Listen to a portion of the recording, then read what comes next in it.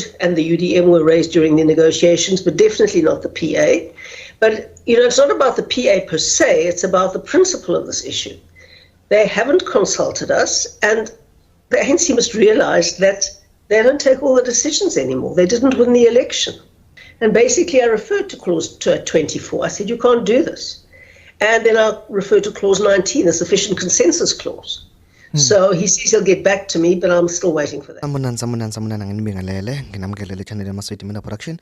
Uma ngabe yaqala ukufika cela ukuthi ngizele iqiniso lokuthi ucofa subscribe maqedwe bale video ushaye like bese ke uyakhomenta kulolu daba namhlanje. Nganza kwethu ngaphambi nje ukuthi ke singenelele odabeni namhlanje. Mhlambe ke asiqale ngokubongela umnumzane Cyril Ramaphosa ngokuba ke agcine ke efungisiwe njengomengameli ke wakuleli loMzansi Afrika ngaphandle ukuthi ke kube khona ke izinkinga ezibe khona sithi nje halala Cyril Matamela Ramaphosa sengathi ke ungaba nokubuso kuhle kuleminyaka ke emihlanu ezayo kusukela nje ku2024 kuze ke kuyoshaya ku2029 bese ke singena ke odabeni ke size ngalo okudaba ke olithinta ke umnumzane efikile Mbalula kanye ke nomama Helen Zille kushuthi ke udaba ke ngiyacabanga ukuthi abantu abaningi bese ke belizwile okanye bese ke belibonile njengoba kubonile kule video le highlight le engithe ngaqala ngayo ngakuvezela yona lapho khona ke umama Helen Zille echaza ukuthi ke umnumzane efikile Mbalula kungenzeka ukuthi ke nkathi besayina ke leli dokodo le GNU kukhona la engafundanga khona kahle emtshela ukuthi kungenzeka ukuthi kulama section athile akakwazanga ukufunda ngobani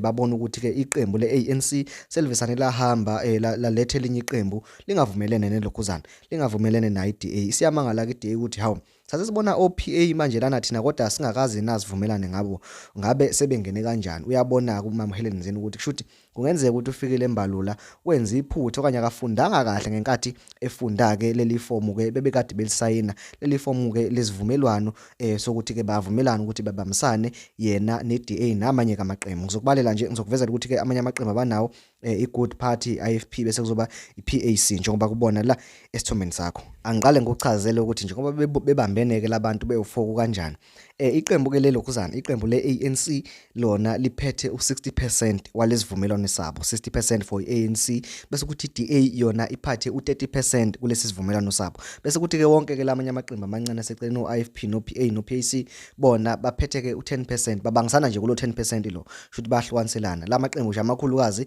uANC kanye noDA shuthi ngathi ke besayina lesivumelwano ke lesi ke bebesayina ukuthi ke abazi ukuthatha inqumo ngaphandle ukuthi ke baxhumane nani neDA ngoba ke iDA yona engathi ke nayo inesikhiye okanye nayo iyona phinde ishaya unyawo kulesibambisano sabo kanjani na ngokuthi ke ukuze kube khona ilokhuzana isinqumo esithathwayo kule GNU yabo okanye kulohulumeni ukubambisana kwabo kumele ukuthi ke kuvumelane u60% wamalunga eGNU aseParliament ngiyacabanga ukuthi ayizwa lento leyo ayisho ukuthi u60% weANC kumele uvumelane wodwa cha uthi kumele kuvumelane u60% wamalunga eGNU kushuthi namanye amaqembu lawa abanawo ke kule GNU le kumele ukuthi ke nawo abe nesay manje kumama Helen Zille ke uthi usalindile ukuthi ufikele Mbalula uzoyichaza ithini ke le ndaba uphinde agcizelele ukuthi ke ngathi ANC sikhohliwe ukuthi akuseyona kuphela ethatha inqumo manje nabo sebengenile ngicela ukuthi uyizwele ukuthi ke uyichaze kanjani le ndaba kade ke eku-interview no-SABC News. Is there ever going to be a point where the ANC is able to pass through a resolution, let's say in cabinet or about the executive, without you giving it the green light as the Democratic Alliance? Clement, we will represent at least 30% of the seats in the Government of National Unity, not 20, 30. The ANC will represent at least 60%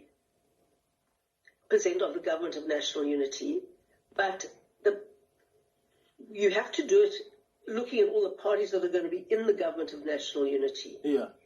And it's only the parties in the Government of National Unity, so we're going to have 30% of, for example, all the seats if they do it by proportional representation and take the electoral results into account, which we've got there. But you're absolutely right. Without the Democratic Alliance, the ANC can't reach 60% of the seats in the National Assembly occupied by the Government of National Unity parties. It's complex, but you are right. And if the ANC then brings in parties like the IFP and the Good Party and the PA and the PAC who have now signed this document as well, do they reach that 60%? No, let me say this, that the ANC can't bring people in that they feel like bringing in. This is another thing that Fikile doesn't seem to understand, because it says that in keeping with the spirit of an inclusive GNU, it is agreed that the composition shall be discussed and agreed amongst the existing parties whenever new parties decide to be part of the GNU. Now, agreed means by sufficient consensus. So it's not the ANC that gets to invite everybody, as Fikile seems to think. He keeps on actually making public statements about this one's joined and that one's joined, but he must read clause 24 of the document that he signed. Hold on.